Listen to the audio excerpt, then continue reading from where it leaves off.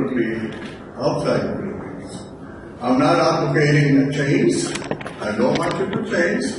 I just want you to examine whether the conventional wisdom that we learned a long time ago still applies today. I have a program I created last night. It's not a PowerPoint. Can you see it? Is it big enough? We're going to talk about, okay, let me do a little bit of frame up there.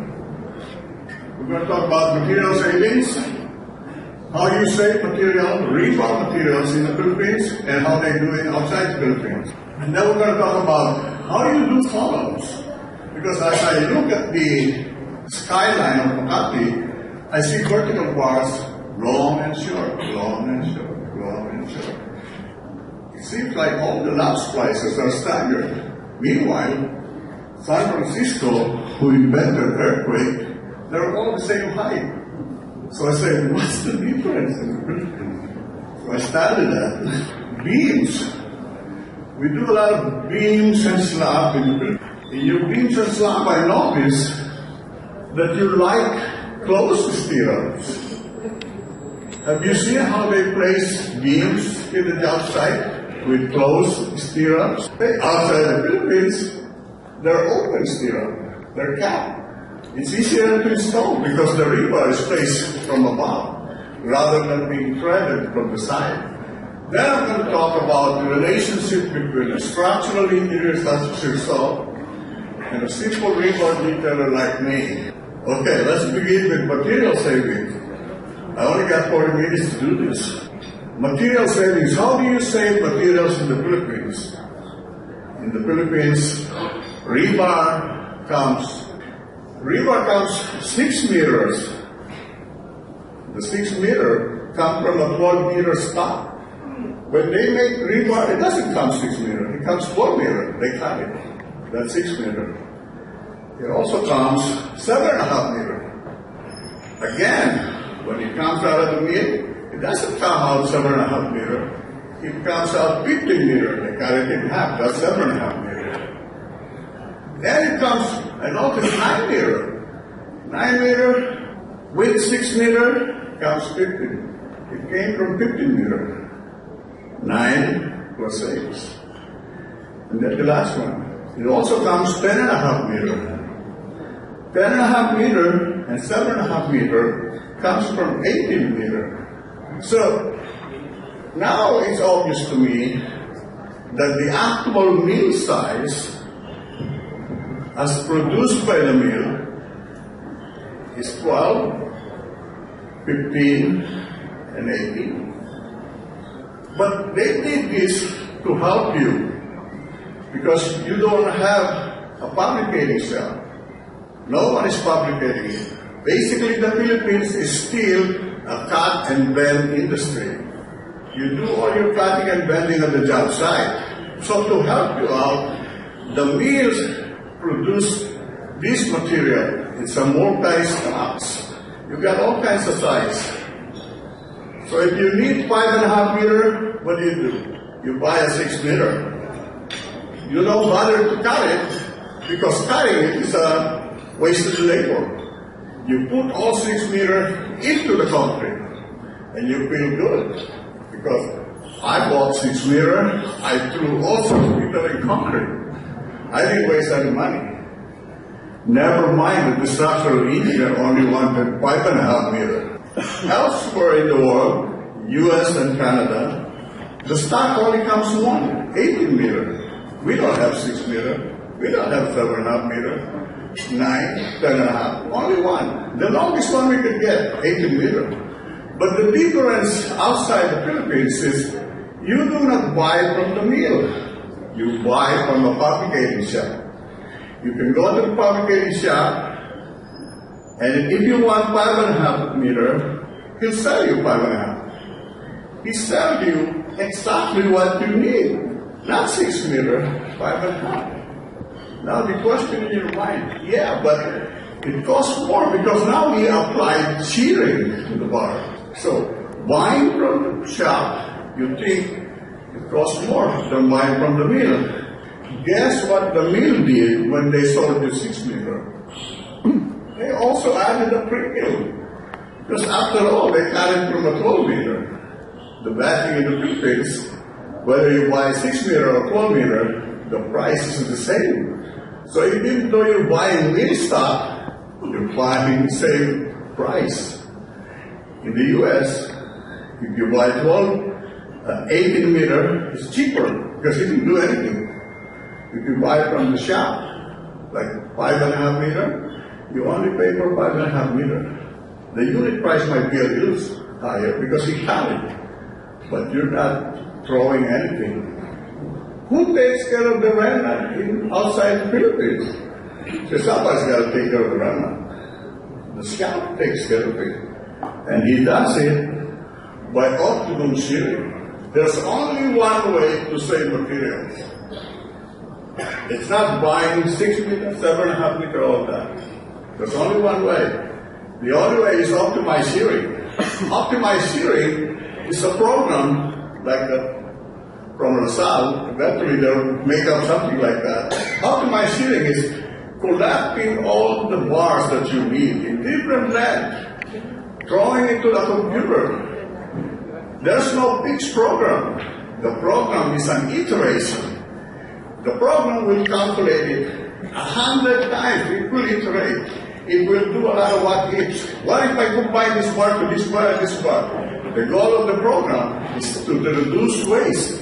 When he's done, he'll tell you, if you carry in this list, you only waste 1%. Your average waste in the job site is nearing 10%. So the one shop is only 1%. Why? Because you use optimized shearing. Not only that, outside the United States, outside the Philippines, they have another advantage.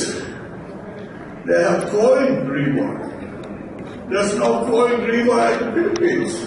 But our neighboring country to the north, Taiwan, has coiled rebar. Malaysia has coiled rebar. Korea has coiled rebar. If you cut bars from a 12 meter stock, you end up with one remnant for every 12 meter. Imagine that. If you had to cut 12,000 12 meter into exactly what you want, you have 12,000 remnant. A coiled rebar is 3,000 meters long. If you cut it, you end up with one remnant every 3,000 meters. What an advantage, right? So, the rich country is saving a lot of money because they do not waste anything. As poor as we are, we really do not have any business wasting rebar. If you got to a job site lately, you see a lot of waste.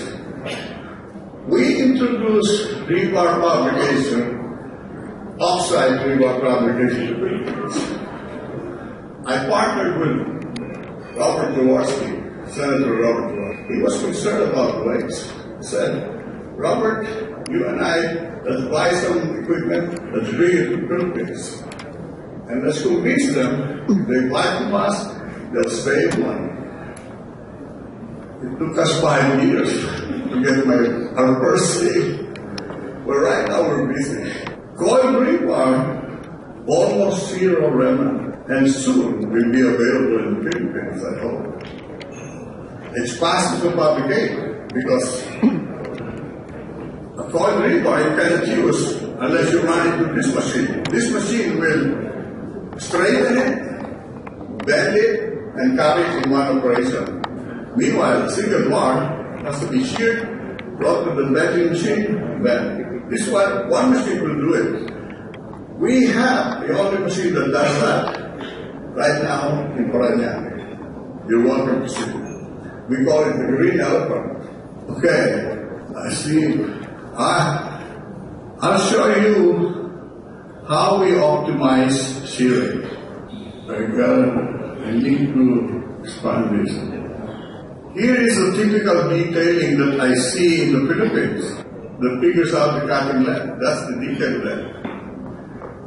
And then another column, the commercial length that they're going to buy.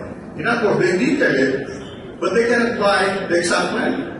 They have to buy the commercial land. So in this case, the first one said, I need 9 meter, I'm going to buy a 9 meter. 8.70, there's no 8.70, so I'm going to buy a 9 meter. It says 9 meter. The third one is funny because it's a bent bar that totals 4,580 millimeter.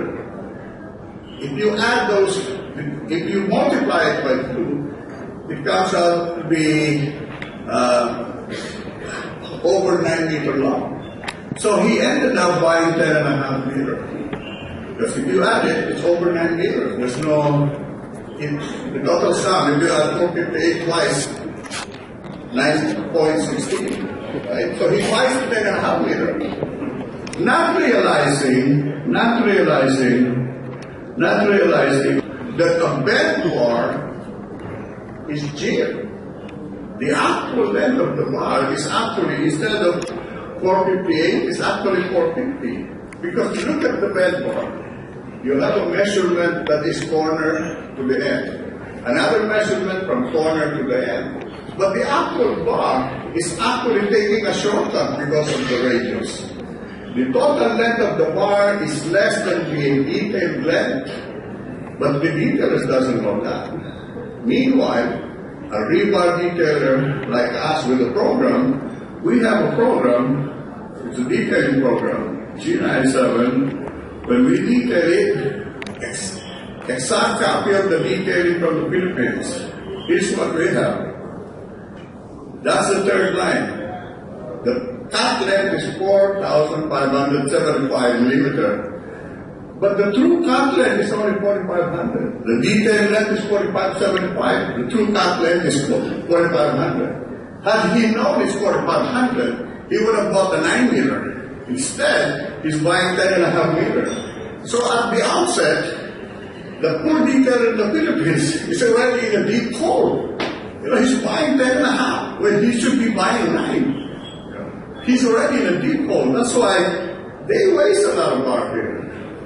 Now, after I got it detailed, if you look at the program, I could optimize and it will tell me how to cut the bars so that I end up with close to zero remnant. I optimize it. You see all these releases on the left? That's all the job I have in my program. I'm a detailer, I'm assigned 4 jobs. Optimizing doesn't mean processing only one order. In fact, optimizing gets better the more length you pull on it. If you're only optimizing 4 bars, you're going to come up with maybe 20% loss.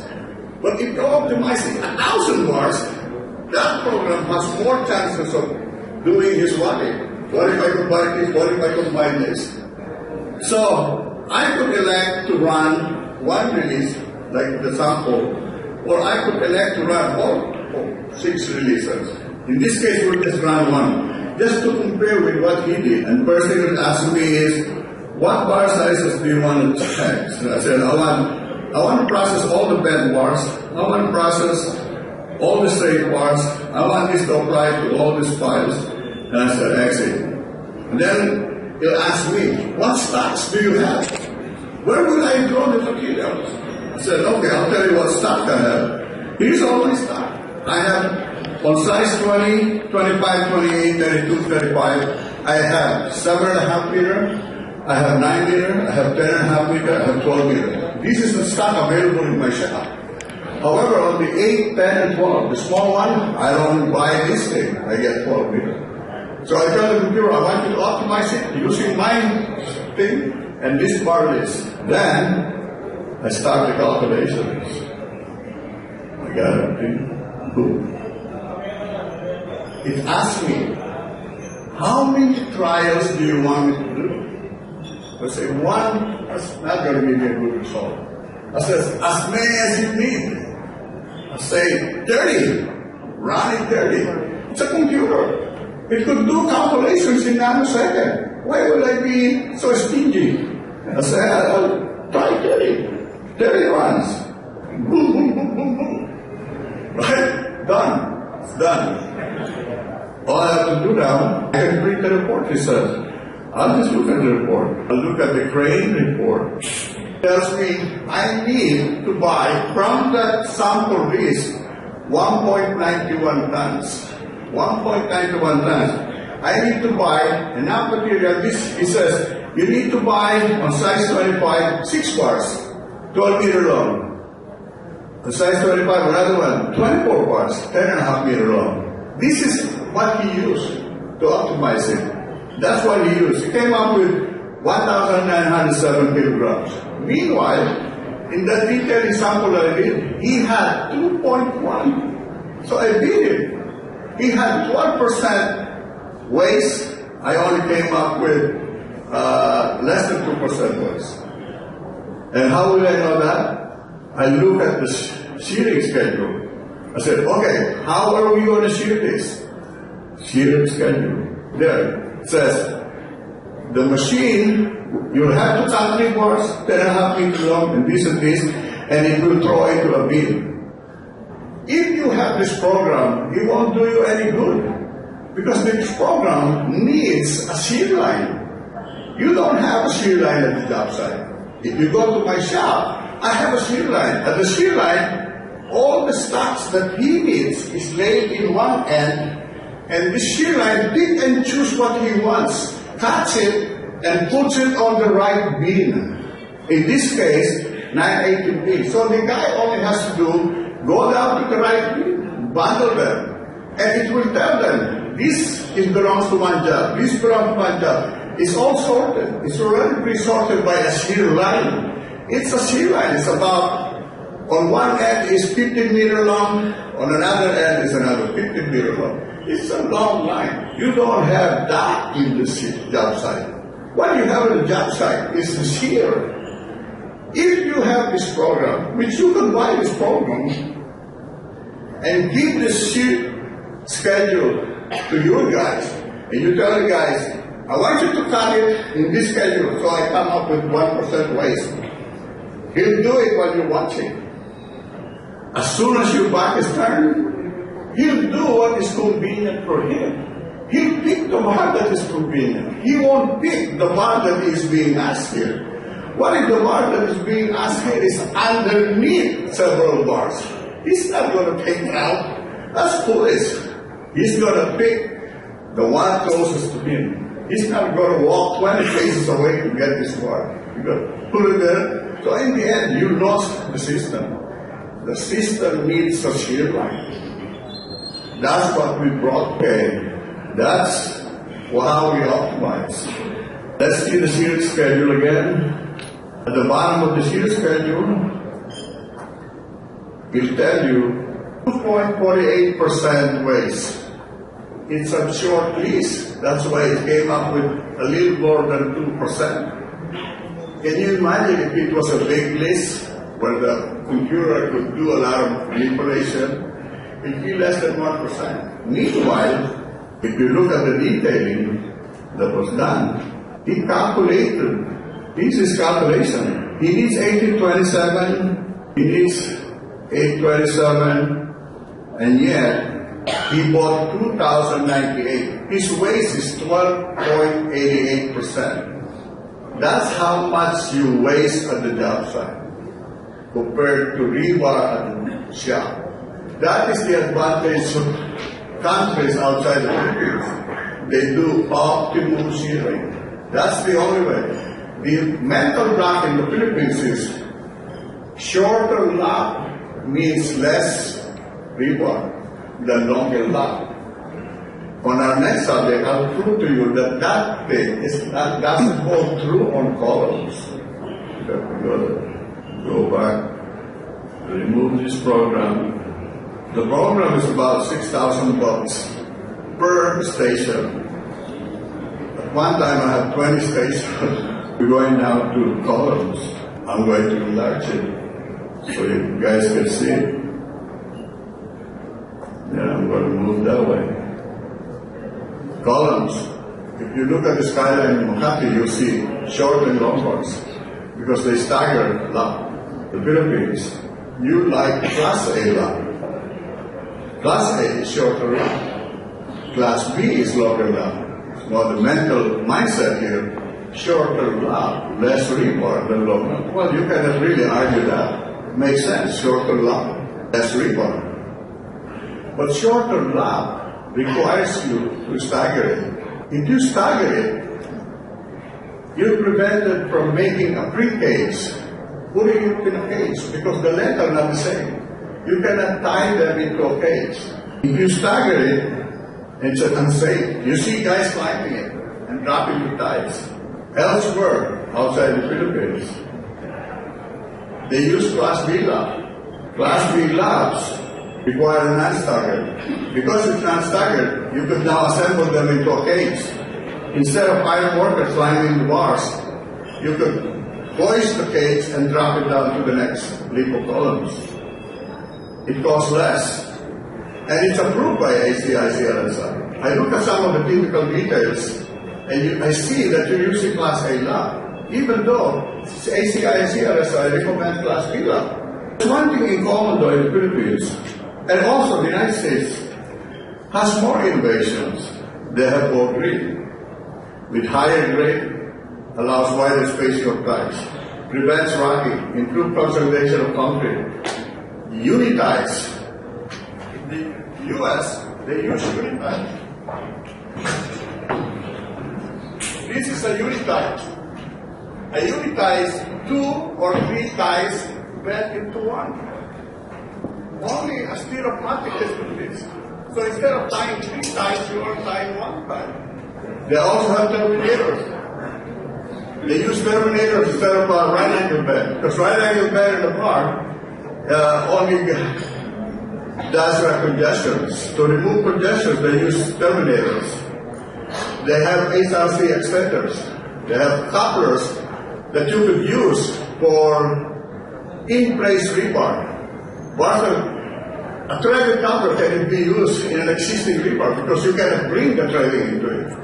But HRC extender can do that. There's a common practice that you guys do, and that is bundling of bars.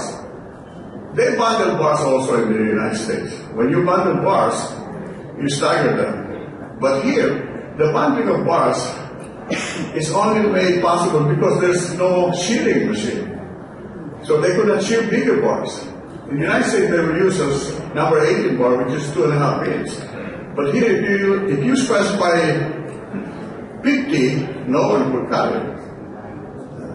So the engineers their hands are tied behind their back. I'll just show you what ball grid looks like. Ball grid, instead of a tie, look at the video. All the bars are straight, and it doesn't rock.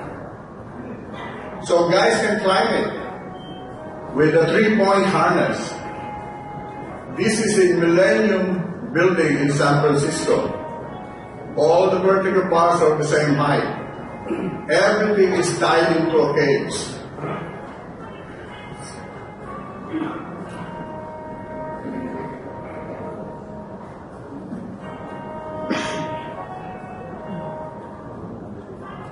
So then unitize, you saw a unitize. Here's HRC extender. HRC is a product from Norway, and I helped introduce it to California. This is a Caltrans job, where because of an earthquake, they found out all the welding is no good. So they needed to replace it. What you do is heat up the end of the bar, apply hydraulic pressure on it. It creates a bubble.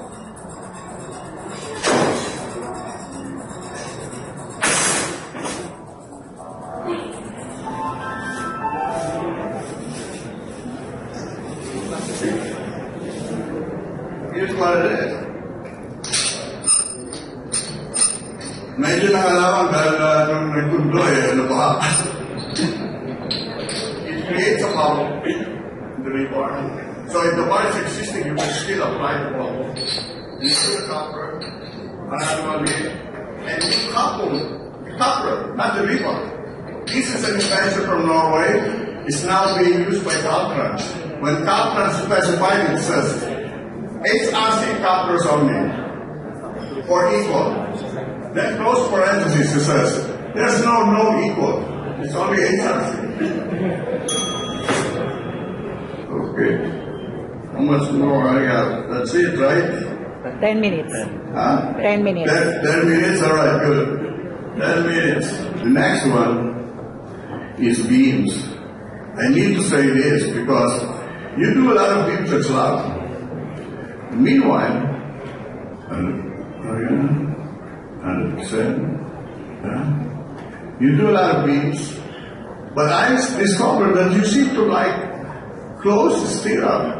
You like making the iron workers really work for the money. It's hard when you have two beams crossing each other with a close stirrup. Try and installing it. Try and installing it. See how hard it is. In the Philippines, closed stirrups is common practice. Beam costs more to build. Prevents pre-caging of the columns.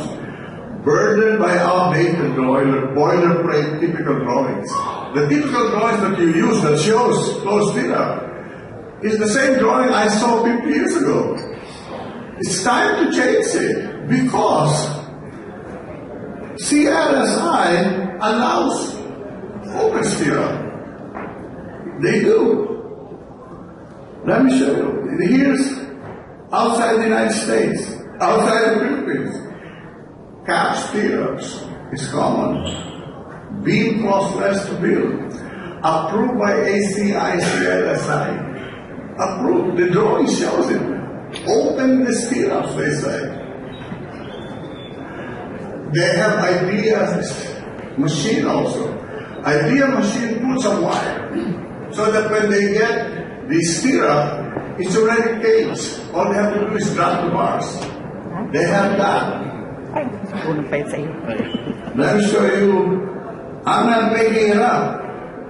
ACI, CLSI allows it. Close stirrup, open stirrup, open stirrup, close stirrup.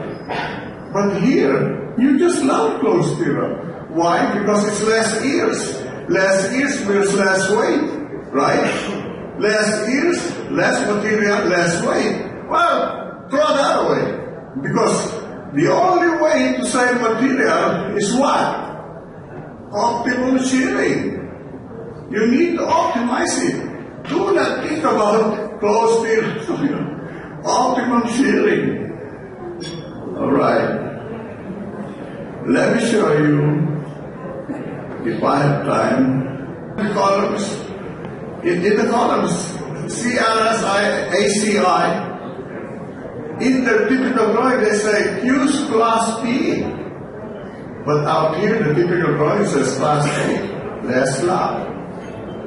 It says no, because, let's see, that's it. On columns, let me show you my argument with here's my argument about shorter lap in columns and longer lap in columns. Look at this drawing.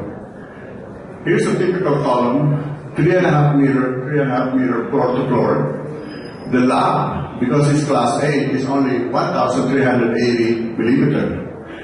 So 2 floors plus the lap, he ends up with a detailed length of 8,380 millimeter. Right?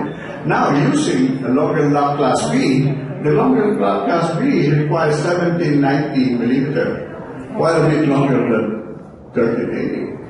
But look at the total length. 2 floors plus the lap equals 8790. Right? So when he buys the material, he buys a 9-meter material. Both of them are 9 meters. Right? My contention is, if you're going to throw away, why not use it as a lap? Why not make a bigger lap? That's why the policy that shorter lap is less rebar is wrong on column. You're gonna buy 9 meter, you're gonna cut 8380. Why not cut 8790? Make good use of the 9 meter and use it as a longer lap. That's why columns use longer lap. I want to come down here next time, I see all the columns all the same length. That's staggering. Not staggered, because staggered is not corporate social responsibility. You're asking a guy to risk life and limb to climb it up and drop a kite. I see them on bars swaying in the air. 3 guys, 1 guy holding it, 1 guy is climbing. I bet you, before sila pumanik, nag-jumping po sila kung sino papanik. Sino sa inyo papanik? Huwag tayo. Malas naman ng talo. I see it. I feel bad. I said, hey, there's a better way of doing this. We need corporate social responsibility. We should not be asking anybody to risk life and limb. All right, last 5 minutes. I'm a little bit passionate when it comes to Rebar. I happen to be the #1 Rebar detailer in America.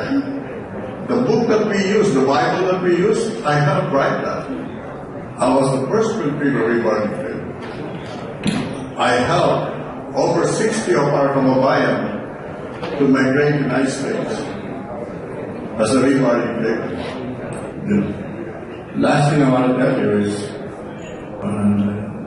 structural engineer yourselves and Rebar detailer like us.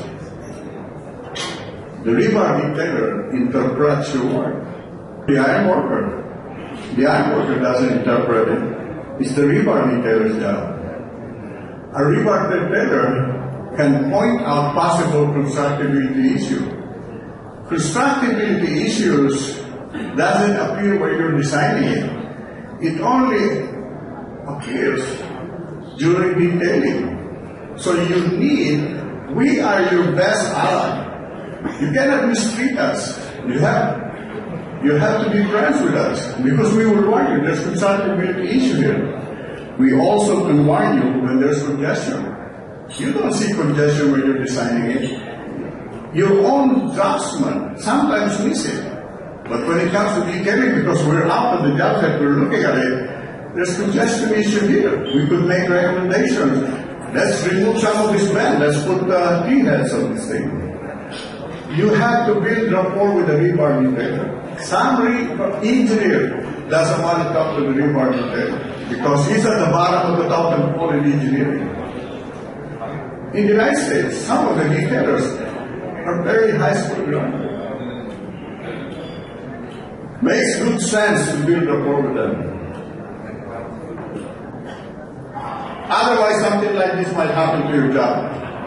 Brand new building in Padres Island. They finish it, even though it was leaking already. They finish it all the way to the top, right? As soon as they reach the top, they imploded it. Now you ask me, whose fault was it? My question is there an engineer and the Rebar detailer talking when they were building this? You see it now. 1, 2, 3. It took 1 year to build. 350 million was spent. Only to be imploded at the end. You're structural engineers, you don't want this to happen on your job. The engineering company that designed it disappeared overnight. They're gone. Only in America. That's it. Thank you very much.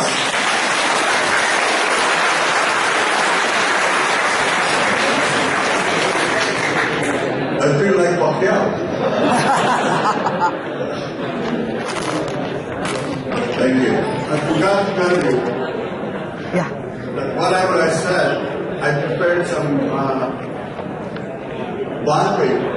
I put it in, I printed it. It's available over the best. And not only that, my email is Mady, M-A-D-Y, @barlines.net. If you email me your email, I will give you access to my share file. Every video, everything that I said is in the share file. I made several USB, but I'm giving it to friends already. Mady, M-A-D-Y, @barlines.net. Thank you very much, sir. You can now ask questions from our speakers.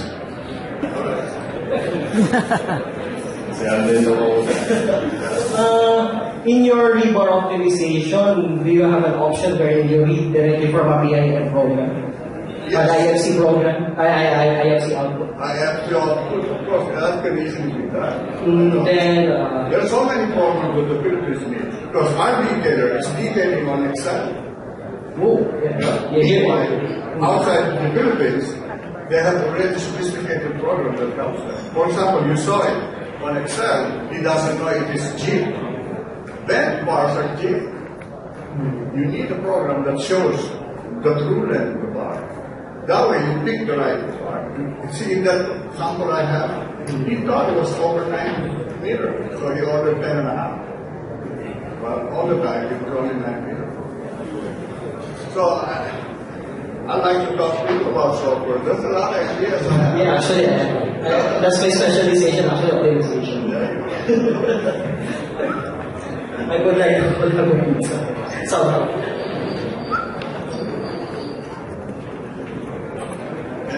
Anyone questions? Morning, everybody. I want to address my question to the last center, Mr. Lili. Yes. We just want to know, because in Saudi Arabia, where the Rebar with epoxy coated tile. I'm glad you brought that up. Do we have it in the Philippines and how about in the USA? Are they requirement is In USA, they have a epoxy coating. Epoxy coating comes with two coatings. One is the green coating that is coating the bar before publication. Then there's a purple coating which is coating the bar after publication, right? Not only that, we specify stainless steel. Corrosion is the biggest problem in areas closer to the ocean. You're building in a reclaimed area, and the bars are not epoxy coated. They epoxy coated. You know, in 4 years, those rebar in the concrete might be gone. They have to epoxy coated. You know, we're trying to bring epoxy coating to the Philippines, but it's a costly process. I'm sure there's a lot of millionaires out there that would like to do it because you need epoxy coating in the Philippines because you're so close to seawater. We're an island. We're surrounded with seawater. I do work in Dubai. Dubai is all epoxy coating. I do work in Saudi Arabia also. what about your projects in the USA? Are they requiring? Well, here's the thing. East Coast and West Coast. West Coast, it doesn't snow. So epoxy coating is hardly ever used. In the East Coast, when it snows, guess what they do? They put salt in the snow so that it doesn't skid. Salt and snow becomes like seawater. So in East Coast, you will find less reinforced concrete bridges. It's all structural steel. Because the structural steel is exposed, you could see when it's rusting, you could do something. You could fix it up. Reinforced concrete is not. In the West Coast, it's all reinforced concrete bridges. In the East Coast, it's all structural steel. And in the East Coast, any rebar on bridges has to be epoxy coated. Thank you, sir. That's the rule of the jungle number 1.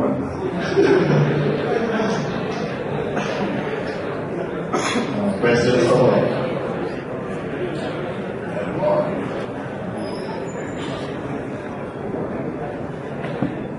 Questions for all? I'd like to see young engineers coming to the Philippines.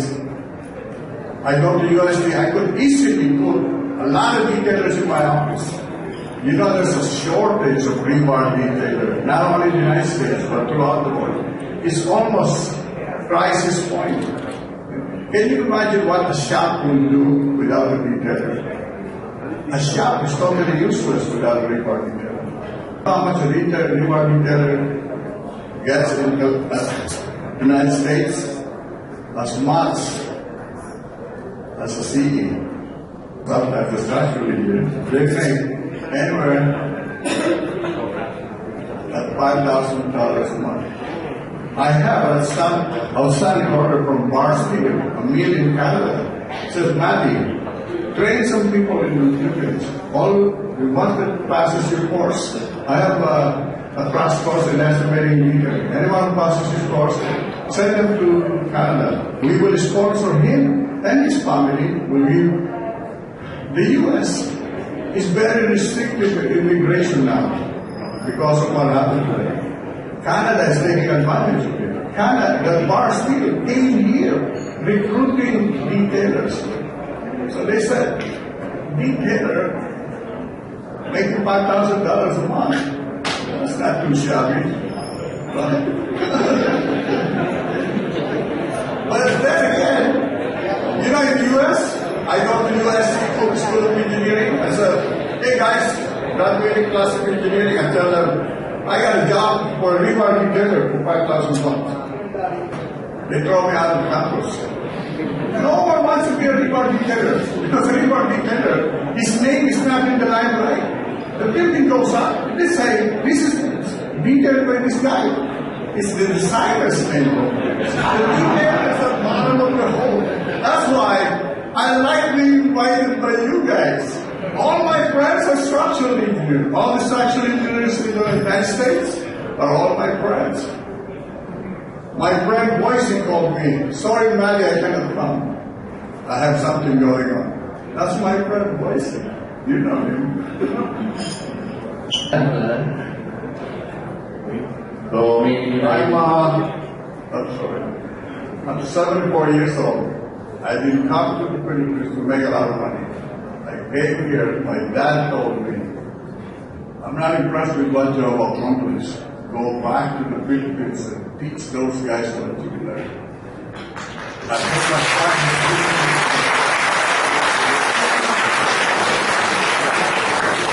put my maybe. May I now? So, first to Mr. Engineer Blessed Bustamante. Pop-up, sir. There goes. One more. Okay po. Next to Engineer Alden Balili. Pop-up. One more. Okay po. And last to Mr. Ramales Ile. Rebar retailer.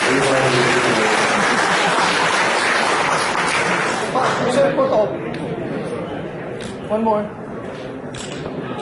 Done.